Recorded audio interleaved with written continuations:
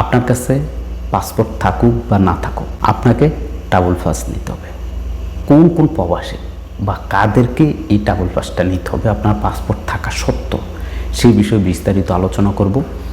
এছাড়াও গতকালকে আমি আপনাদেরকে ভিডিও দিয়ে দিয়েছিলাম, যেখানে জেদ্দা কনসুলেট থেকে জিজান আসছে, যেখানে প্রবাসীদের হয়রানি, 3-4 জন তো পুরা যে অবস্থা হয়েছে তাদের বলার বাইরে বাইরে। প্রচণ্ড রোদ্রে গরমে, তাছাড়া সকাল 9:30 বাজে গেট খুলছে। প্রবাসী সেবা কেন্দ্র থেকে যারা ই পাসপোর্টের জন্য আবেদন করছেন, ওই প্রবাসী সেবা কেন্দ্রের সাথে লোক মিলে, জেদ্দা কনসুলেটের লোক মিলে গতকালকে আগের দিন বৃহস্পতিবারে রাত্রে আইসা, যারা রাত্রে 12টার মধ্যে চলে আসছে, 10টার মধ্যে চলে আসছে, তাদেরকে প্রায় 300-র মতো টোকেন দিছে। ওই টোকেন যারা নিয়েছে বা যাদেরকে দিয়েছে, শুধুমাত্র সেই লোকদেরকেই সর্বপ্রথম তারা তাদের পাসপোর্টের কার্যক্রমগুলো করে দিয়েছে। যার কারণে যারা বাইরে ছিল তারা প্রচণ্ড গরমে অতিষ্ঠ হয়ে গিয়েছিল।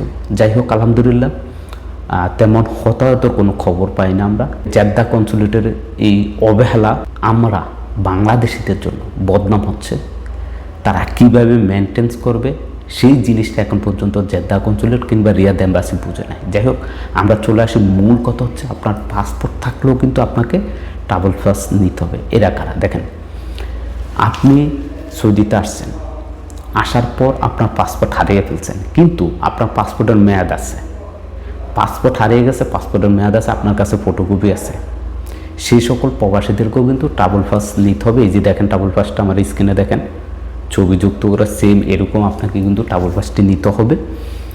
যাদের পাসপোর্ট হারিয়ে গেছে কিন্তু আপনি নতুন পাসপোর্ট করেন নাই, অনলাইনে আপনার পাসপোর্টের মেয়াদ আছে, সেই সকল প্রবাসীদেরকে এই ট্রাভেল পাসটা নিতে হবে। অবশ্য অনেক সময় যারা সৌদি এয়ারলাইন্সের টিকিট কাটেন তাদের এই ট্রাভেল পাসটা প্রয়োজন হয় না আর কি।